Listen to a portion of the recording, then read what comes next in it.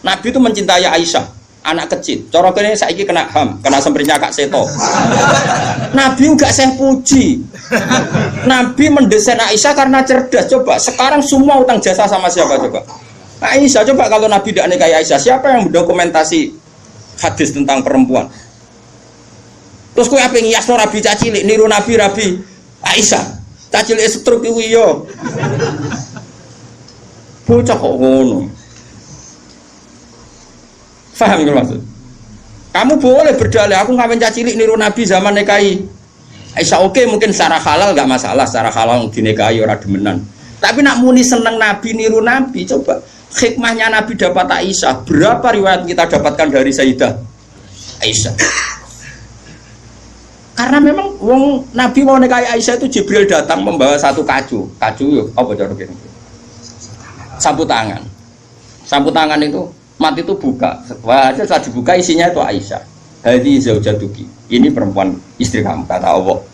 Terus kata anak Nabi, kalau Allah yang menghendaki pasti itu terjadi. Hasil ya ditakdir Aisyah itu jadi istrinya Nabi. Dan kita terima kasih sekali sama Ummul Mukminin Sayyidah siapa? Aisyah. Misalnya begini, jumlah air yang kita pakai mandi berapa? Jumlah mustakmal itu kayak apa? Makanya sehingga ahli hadis itu debat dengan fikih. Rata-rata kita ngikuti ahli hadis karena mustakmal di fikih terlalu ekstrim ya Misbah. Misalnya mustakmal di fikih, Ki Misbah wudu misalnya, dengerin ya, Ki Misbah wudu. Cipratan dari wajahnya Ki Misbah kena tangan yang sudah wis tak go nyawuk banyu. Kok cipratannya banyak? Ini kudira mukhalifan karena mustakmal. Sehingga ini harus dibuang karena apa? Kena mustakmal. Yang kalau banyak dikira-kirakan sudah apa? Taghayyur. Tapi kata Aisyah, zaman ada orang yang seperti itu berpendapat, kata Aisyah, kata siapa itu tidak apa-apa. Kita mandi dengan Nabi, wa nahnu junubun, kita dua-duanya junub. Yatana wa bu ahaduna, tangan kita saling bergantian dengan Nabi di wadah yang satu. Dan itu semua orang pasti yakin, takoturnya air mustakmal pasti jatuh lagi ke wadah tadi. Apa ke wadah tadi? Ya sudah, akhirnya kita tahu caranya mandi junub. Terus ada Maimunah itu garwane Nabi tapi ya serodok sepuh. Ya sahabat ya ono sing takok ngene Mas Abu. Ya Ummul Mukminin. Kula niku ndek bojo ayu. Niku nak ngambung bojo iku batal apa poso to. Jadi iki remukno. Jare udah lucu. Aja takok aku, mari Nabi aku pas poso ora tau kambung, takok Aisyah. Mergo sing potensi diambung pas poso Aisyah mergo ayu. Gak ini cerita. Mbok Maimunah basa apa pokoknya yang jenis gak diambung. Walhasil jika cerita ya akhirnya takok mbek Sayyidah Aisyah, ya Ummul Mukminin inna wa la yastahi minal haq.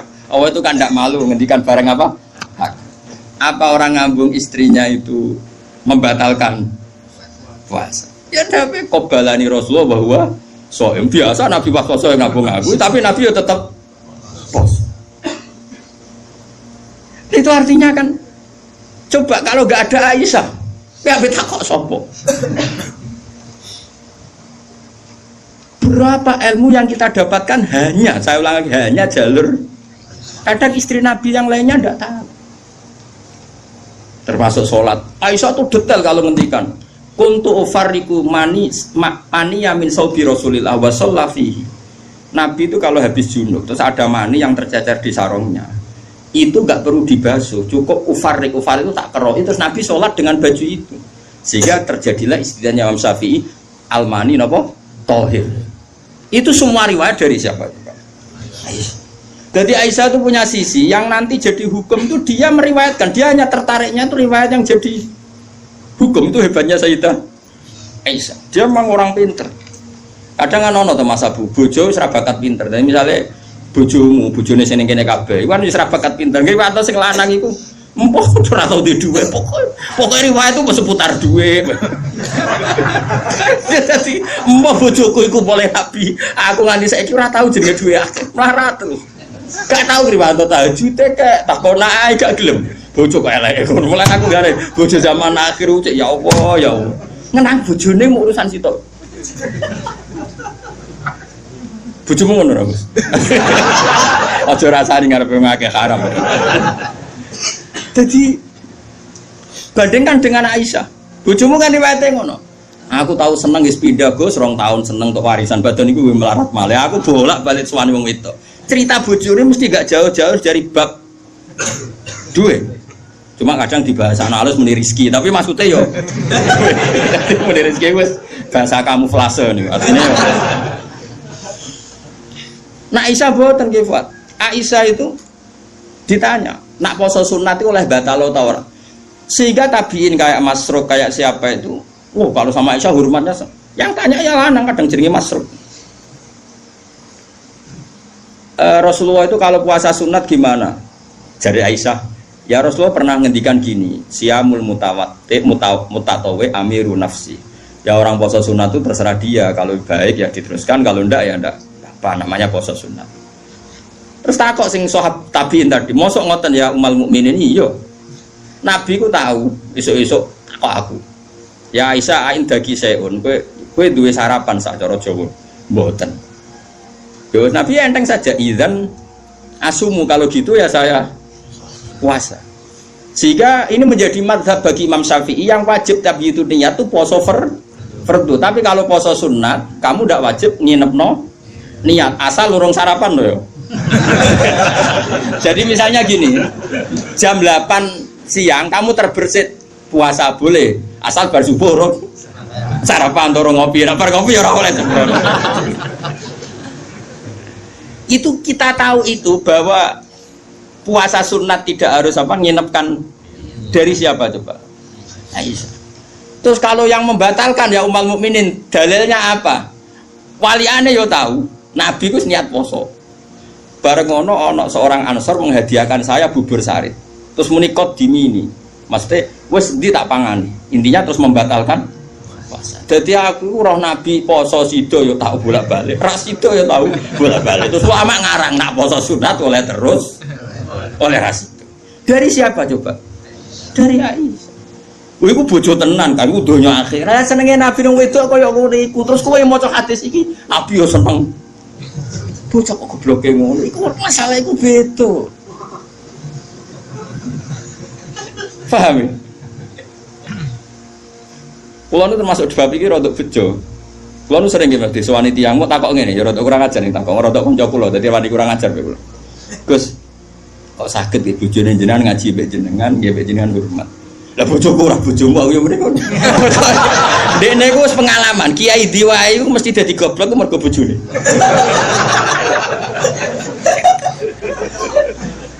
Kula Habib Pak Hasyim Muzadi di antara pidato sing kula kenang mesti to. Dosa terbanyak itu perempuan. Berapa kiai alim menjadi bodoh gara-gara perempuan? Gara-gara bojone. Godene de kanca kiai iso maca Fathul Wahhab, maca Fathul Muin gara-gara dikeranyam bojone cita-cita mergawi. Akhirnya dadi wong goblok nganti mati. Mergo anggere mulang takok, "Nak, kowe nak mulang terus waret." Terus suwen dikonokno iku terus akhirnya gak mulang. Lho kiai alim sing goblokno bojone akeh lho. Akeh mboten. Hafiz sing ralanya mergo bojone ya akeh. Kula di kanca hafiz sing ralanya tak takok lho kula anggere terus. Apa nak terus anak waret?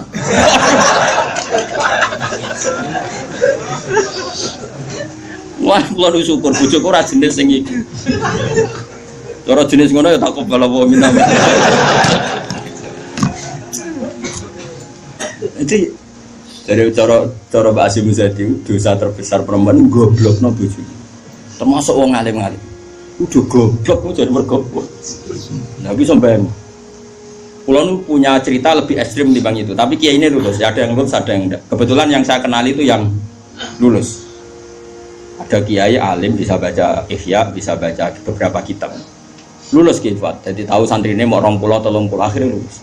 Itu pernah tengah-tengah ngaji di depan santri. Cara aku ngaji di depan Mustafa nih, di depan wong jenggoten yang mau Mustafa. Jenggoten khusyuk maksudnya. Khusyuk lah masih Mustafa. Iku anak sing cilik, mbok umur 3 bulan kan dibrokno nang ngarepe meja. Ngaji terus. Ora umumnya nak ngamuk kan ngenteni ning omah iki. Iku mboten diparani ning musala iku diparani. Umumnya bojo ngono lah nak ngamuk kan ngenteni. Iku ora diparani, anak dibrokno ning. Piye? Mulane bojomu sing saiki wis apik. Terus maju lah. Oh, bojo ngeri tenan. Mulane kula niku syukur ora pegatan. Umume wong alim pegatan. Kula ora pegatan wis syukur. Mbok sampean ra roh, pokoke saiki penting ora. Mbok sampean nek kare pangeran sing roh. Sok. Imam Sibawa. Niku senengane ngarang kitab. Imam Sibawa darani Sibawa iku mergo ambune kaya apel. Guanteng Mas kowe. Wis ngono ambune kaya apel, Mas. Ra kaya kowe, ambune Mas Sibawa ora kaya ambune kaya apel. Kabeh wong wedok-wedan jenenge Imam sinten? Guanteng tak jekno. Pas dekne alim pas umur-umur produktif sekitar 36 32 alim. Iku dalun bojone ngenteni dikumpuli ya menulis. Kitab iki dipindah, kitab nulis. Nganti pirang-pirang jilid jenenge Alkitab. Karena jenenge kitab dene mau Alkitab. Cara bahasa Indonesia kaya Injil lho. Bahasa Indonesia muni Alkitab. Bahasa Indonesia iku muni Alkitab tok iku. Injil Mas Brono Imam Sibawa. Mari dene ra wong Indonesia. Kitabe ora ono jenenge ya. Alkitab. Cara bahasa Indonesia itu. Singkat cerita iku bojone wis marek-mareki wis beda tetep ngono. Wayu padha bojone. Wayu mos ora terus ora elek ku yo ora. Saya elek men goreng tempe terus tambah elek. Terus saya bojone mikir, aku nganti dibaroi mergo barang iku kitab iki. Suatu saat paginya sebae iku kertas entek gue ngarang moro pasar betul ngono apa. Nah saya gak kata fotokopi, moro pasar ya atuh. Dobong kita, pikirannya yang menyibukkan dari dia itu sudah dihilangkan. Rupa-rupanya wis dinopo. Teko Imam Sibawa kitab kuntis tak opo. Gara-gara kitab iku ora tau ngurusi aku.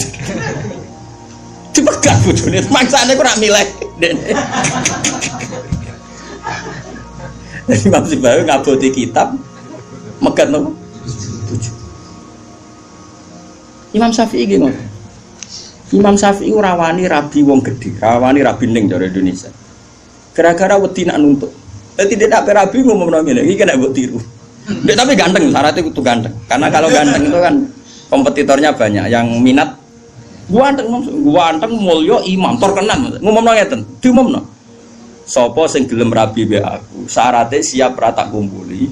Syarat ya siap ra tak urusi. Wong aku sibuk mulai. Terus syarat ketiga kegiatannya gawe no jajan, aku mulang santri. Jadi syaratnya itu. Jadi syaratnya itu pinter gawe jajan, sing pas aku mulang. Karena ana wong ngaji Imam Syafi'i do dikei jajan. Senenge gawe jajan halawiyah. Halawiyah itu manisan. Walhasil ada seorang yang orang biasa itu ya min ahlil khairi wassalah. Siap dinikahi beliau tanpa syarat apa. Yaiku nganti sepuh tiap ono santri teko ya mau dumihi, pokoknya itu gawe no jajan ngene layani gawe no jajan. Terus diulang ngaji ngono to nganti kapundhut. Saiki mboten. Dadi wong dhisik saking senenge ilmu iku bojo iku digolekno kriteria sing nopang ilmu. Saiki ora. Mulane ditakobal wa bina minkum takobal ya karim. Kula susah. Susah. Wah, wong alim tuntas, yakin gara-gara sitok tuntas pur. Akeh gak kancane sampean zaman mondok iso maca muin. Misale ning dunia hafid sing rodok lanya, akeh. Ilang gara-gara apa? Oh ilang apa, Bos? Oh ilang. Jajal lah wis sing latihan omah-omah. Latihan omah ada istiqomah nggih pengajian apa ekonomi kocar. Oh, keranyam.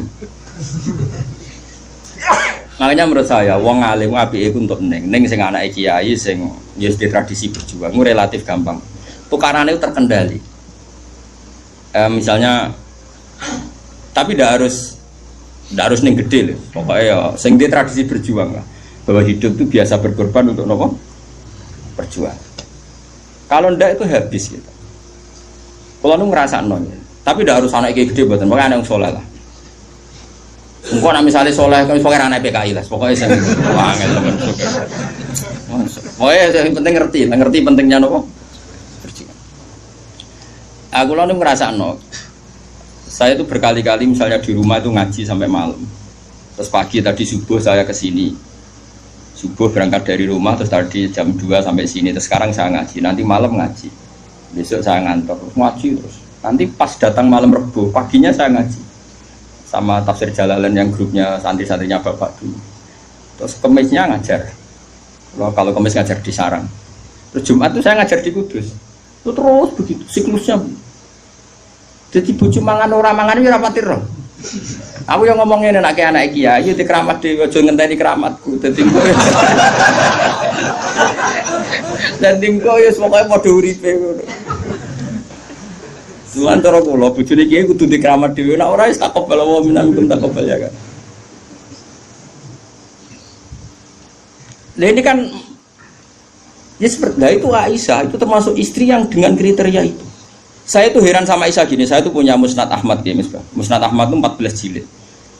Itu satu jilid tuh ada yang riwayatnya Aisyah semua. Jadi minal muksirin wal muksirat itu Sayyidah siapa? Aisyah. Dan anehnya dalam satu jilid tuh Fuad, yang diceritakan Aisyah tentang Nabi itu pasti yang sisi hukum. Bukan kenangan Nabi tidak punya uang atau taruh saja gini. Sebetulnya nggak ada yang dimakan untuk sarapan itu kan masalah kalau bagi istri sampean. Nggak masalah besar nggak kalau istri sampean jam 8 masih belum ada yang dimakan. Oh, perang Brontoyudo. Itu Sayyidah Aisyah ngenangnya enteng saja bahwa pernah peristiwa itu terjadi dan Nabi ngambil sikap ya kalau nggak ada yang dipakai sarapan ya saya puasa. Aisyah ya oke ya Rasulullah kalau nggak ada yang sarapan ya kita puasa. Kowe bayangno di bojomu ayo. Nara nganti kiamat. Kok segampang itu menyelesaikan masalah ekonomi masalah. Dan itu Aisyah cerita ada dalam konteks dia kecewa tentang keuangan Rasulullah, cerita dalam konteks bahwa puasa sunat itu udah harus nginep niat. Buktinya Nabi pernah puasa setelah ada informasi gak ada yang dimakan. Coba kalau gak orang bener-bener sholihah.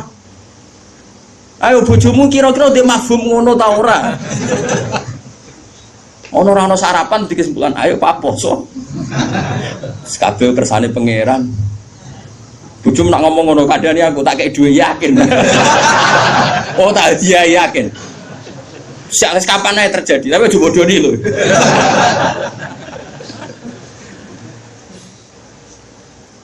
Oh itu garwane Nabi ku beda mek bojomu. Sayyidah Zainab seperti itu. Sampeyan tak ceritani. Sayyidah Zainab itu melihat Nabi itu iktikaf di masjid. Itu langsung garwane Nabi itu bikin sawari itu semacam pegangan-pegangan terus jadi syariah, jadi pembatas. Semuanya iktikaf di masjid. Sekarang hitung saja Fuad. Andaikan Nabi tidak figur yang menarik di mereka dan andaikan Nabi adalah figur yang jorok, yang enggak benar di depan mereka, pasti mereka tidak ingin mengikuti Rasulullah Shallallahu Alaihi Wasallam. Neng dinggon garwa akeh itu sumber masalah, tapi garwane Nabi itu biasa kompetisi neng bab nopo ibadah. Makanya kata Ibnu Hajar al Asqalani dalam kitab Fathul Bari, kenapa Nabi dikasih istri banyak? Wong kecangkemane wong wedok. Dan luweh kecangkemane bojone mergo roh eleke. Tapi Nabi digarwa songo, semuanya menjadi sholihah, hafizah dan semuanya menjaga agama. Andai kan Nabi ada sesuatu yang masalah bagi Nabi, tentu ini akan keluar-keluar ning dinggon wong wedok ora iso nyempet apa yang dilihat dari suami. Tapi setelah ditinggal Nabi, mereka jadi perempuan-perempuan yang tambah handal. Sayyidah Aisyah jadi aktivis iqamatul haq. Sampai gak terima sama Sayyidina Ali ketika secara zahir lama sekali menangani siapa? Qatalatu siapa? Utsman. Meskipun ya itu masalah ijtihad, kita percaya Sayyidina Ali ya percaya Sayyidah Aisyah. Sayyidah Maimunah ya sama, Sayyidah semua istrinya Nabi. Coba sampean lihat di hadis-hadis itu. Wiridan yang saya baca kalau habis ngaji tafsir Jalalain itu yang malam Selasa subhanahu wa bihamdihi adada khalqi wa ridha nafsi, itu rawi-rawinya juga istri-istrinya. Coba andai kan mereka kecewa dengan Nabi karena melihat ada yang enggak benar pada diri Nabi, mesti wong itu kecangkeman kabeh. Nyatanya enggak. Bahkan mereka jadi figur-figur yang tambah solihah setelah dinikahi. Coba kenangannya Sayyidah Aisyah. Bojomu di kenangan ngene ta ora? Aku takok. Nah iya yo gawe-gawe. Aku yakin gawe-gawe. Jadi Sayyidah Aisyah gitu. Nabi nek seling pangeran, aku rak wis ayu gak ganggu. Ayo asal wayu, Mus. Wayu banget retno, ayu banget. Enom. Wong jenenge Khumairah. Wis wayu banget. Iku Sayyidah Aisyah itu kalau sehari itu Malang. Malang berarti cara kene Mardi, ngalor ngidul. Terus melumah. Iku Nabi ku nak wae salat ya nangis. Dari Sayyidah Aisyah. Makanya terus dari bab fikih boleh sholat di depannya itu ada orang sing turu. Sayyidah Nabi itu kan Nabi ora engke koyo kowe sholat arang-arang tapi di kamar gon sholat. Wong engke pol umat Islam zaman akhir. Wong arang-arang tahajud kok di kamar gon. Ya mau ditunggoni sajadah tok iku. Kelakuane wong zaman akhir. Dadi nek ana tamu kesane saleh wong ana nggon. Tapi ora tau ono wonge tetep turu nglokor nganti esuk. Esuk disaponi kok sajate ditotone kaya-kaya bar kanggo. Ya Allah kelakuan kok ngono. Tapi mboten engkek ngoten, Kang. Ora duwe kamar nggon. Ya kamar sing dienggo sare. Iku sing dienggo.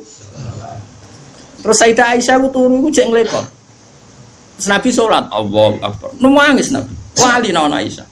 Jare Aisyah, aku tak terusno turuku. Aku tetap sembujung. Apa? Glojor kakinya apa cara kene? Dipanjangkan itu. Nah, engko nak Nabi ape sujud lagi tak tarik. Tak tarik kok Nabi bar sujud tak sujud kok meneh. Wong nak ngadeg suwi wae. Artinya coba, kowe tahu ngalami ngono. Oh, bojomu lah ngamuk. Salat krameni ngono minggir. Oh, ora mungkin kowe padha mek Nabi ku semua hal. Mulane kita mau kepengin niru. Maksudnya niru ya rodok ngono ae napa? Mulane nirumu paling Nabi salat madhep kiblat kita madhep kiblat. Nabi nak salam iku nganan sik ya kita. Nganan wis ngono-ngono tok. Gak mungkin kowe niru. Mereka coba bayangkan. Dan itu yang diriwayatkan Aisyah. Terus kata Imam Bukhari, babu sutratil musolli. Gak apa-apa kalau ada orang sholat, kamu ada orang tidur, kamu tetap. Buktinya itu pernah terjadi pada Nabi dan Sayyidah siapa? Aisyah. Pernah lagi.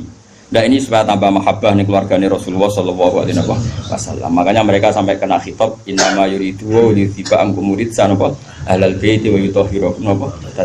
Ya nisa an-nabi lastunna ka ahadim minan nisa. Ini taqaitunna fala takhdurna bil qawli fayat ma'alladhi fi qalbihi mardu wa qurna qawlam ma'ruf. Atas waqarna fi buyutikunna wala tabarrujna tabarrujal jahiliyatil ula wa aqimnas sholata wa atinas. Coba garwa-garwane Nabi itu kalau di rumah itu mengkaji Quran. Waqarna fi buyutikunna. Mereka ada ngaji Quran. Termasuk ayatnya membuat kurna ma yutla fi buyutikunna min ayatillahi wal hikmah. Kegiatan mereka itu mengkaji Quran. Ada cerita lagi dan ini ada di kitab Sahih. Sayyidah Aisyah itu malam-malam itu ditinggal Kanjeng Nabi, metu Nabi. Sonong metu. Aisyah, saya ini perempuan. Pasti Nabi ini enggak fair. Saya eling bojo liya terus sampai marani bojo liya. Menawi aku wis rada bosen jare Aisyah. Walhasil singkat cerita, Aisyah itu yo wedok. Ditututi. Dan Nabi sama sekali nggak tahu kalau ditututi siapa? Aisyah. Ditututi. Ternyata Nabi itu jalan kemana? Ke Baqi. Bayangkan jangan Baqi yang sekarang ya banyak listrik, banyak macam-macam. Dulu. Artinya, anakku saya kan bantah. Kok iso ora roh padange ngono bocah kok goblok ngono. Kok zaman dhisik kok bayangno. Bocah kok pakai elek kok. Kula sering bantah wong elek-elek. Kok iso Gus ra kurangan ramene ngono bocah kok ora. Wes repot-repot. Nah ini kan masih nerangkan wa hubbiba ilayya min dunyakum atibuna wanita. Kuwi kok mbok pahami seneng wong wedok sunahe Nabi terus mbok tiru seneng sing serampangan. Singkat cerita itu ditututi Kefal. Ditututi. Ternyata Nabi Baqi itu Nabi penuh dengan kepanikan, panik sepanik-paniknya. Ya itu khasnya wong soleh ya, khasnya orang soleh itu kalau ingat akhirat kan ya mesti panik. Terus ketika mau masuk Baqi, assalamualaikum daraqaumil mukminin wa inna insyaallah bikum. Terus menyebut satu-satu sahabat-sahabat yang berjasa mati karena fisabilillah. Dan Nabi nangis kirim salam berdoa. Akhirnya jadi riwayat kalau kita masuk kuburan assalamualaikum daraqaumil mukminin wa inna insyaallah bikum. Itu rawinya ya Aisyah. Bojomu kayak metu. Dia tetap tinggal tuh, kadang malah mantau dikancing bar sampai. Jadi mana mungkin bojom dadi dokumentasi hukum. Selain sing lanang ya ora dadi sumber hukum. Dadi iki padha dene. Dadi bojone ya ora dokumen hukum, sing lanang ya ora sumber hukum. Dadi sampe cara kula piye ngene iki. Wae esuk tukaran perkara blonjo ya terusno nganti mati. Paham ya? Pancen apike ngono. Napa? Dari awal Nabi itu sudah kelihatan sekali. Ya nisa an-nabi lastunna ka ahadim minan nisa. Para istri Nabi, kamu semua itu enggak sama dengan perempuan-perempuan yang lain. Maka perilaku kamu harus begini, harus begini, harus begini. Dan itu mereka bisa melakukan semua. Dan kita yang untung, kita mendapat dokumentasi hukum yang luar biasa. Termasuk coba, kayak apa Sayyidah Aisyah tidak cocok Sayyidina Ali. Tapi semua dokumentasi tentang akhiru hayati wa Rasulillah itu rawinya itu siapa? Sayyidah Aisyah. Sama tak cerita sedikit ya, ini biar tambah mahabbah kita pada Ahlul Bait Rasulillah sallallahu alaihi wasallam. Ahlul Bait itu kan yang mujma' alaih itu dua. Satu para habaib dzurriyyah, dua azwat. Apa? Azwat. Karena azwat ini yang tentu yang derekno zaman itu. Kalau habaib dzurriyyah meskipun turunan tapi kan sebagian mereka tidak menyaksikan zaman Rasulullah, paling Sayyid Hasan Husain, terutama Hasan yang sudah agak besar. Begini, Nabi itu ketika Kubaila wafati, ya, kalau bahasa halusnya itu intakola ila rofiqil ala. Saya ulang lagi ya, jadi kalau bahasa sopannya itu tidak wafat atau mati, tapi apa? Intakola ila rofiqil ala, bahwa Nabi sekarang sudah pindah di alam yang ar-rofiqil ala, ke alam yang lebih tinggi. Makanya beberapa tarikh menulis itu intakola rohimahullah, misalnya menulis mu'alif meninggalkan intakola rohimahullah ila rahmatih begitu. Kalau Nabi apa istilahnya intakola ila rofiqil ala. Sudah, tapi kita bahasakan wafat saja ini karena yang mudah difahami. Nabi Sayyidah Aisyah itu gak seneng Sayyidina, gak cocok ya, biasa lah orang cocok. Wah, Mustafa kira cocok ya, cocok. Tapi orang dulu ya sudah bisa ngelola konflik, ra cocok lah ya. Awor ya biasa. Jangan kira aku terus awar gue terus cocok ya ndak. Ngawur ya sembrono. Tapi barang gedeng ya ora penting untuk gedeng. Ya biasa wae napa. Kanca ngaji biasa. Sayyidah Aisyah itu ketika Nabi mau wafat tuh kelihatan sekali. Dan hebatnya Rasulullah itu sering ngendikan gini. Jong, saya ini wajib siwakan karena saya ini unaji malam tunaji. Saya ini selalu munajat sama zat yang kamu tidak munajat dengan zat itu. Itu kan masyhur, Nabi dikasih makanan enak tapi materinya itu ada bawang merah. Ya saya ulang lagi, materinya itu ada bawang. Terus Nabi gak mau dahar, kata sahabat. Dan biasanya lewat istrinya karena dihadiahkan lewat keluarga. Ya Rasulullah, apa saum itu haram? Saum itu bawang merah maupun bawang putih. Kalau bahasa Arab yang saum basol itu ya.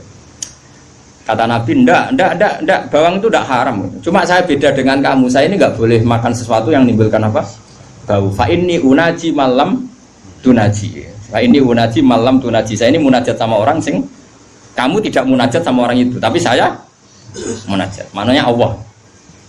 Jika Nabi itu merasa wajib siwakan. Saya itu alhamdulillah dalam banyak hal siwakan itu kebutuhan. Makanya Nabi jangan bayangkan rokok meskipun enggak haram. Meskipun mungkin gak haram, tapi potensi haramnya juga tinggi. Karena ya tadi pasti menimbulkan bau.